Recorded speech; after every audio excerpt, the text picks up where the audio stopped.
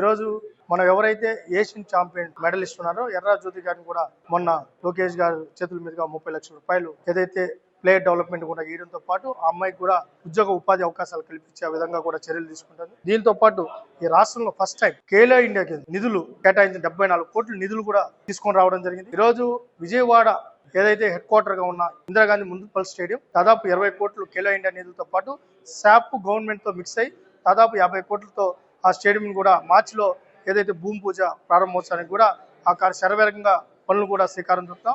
దాంతోపాటు రాజమండ్రిలో multipurpose stadium, అదేవిధంగా బీఆర్ స్టేడియం, ఒకప్పుడు గుంటూరు బీఆర్ స్టేడియం తలమానికం, అలాంటి స్టేడియం కూడా 14 కోట్లు తీసుకొని రావడం జరిగింది.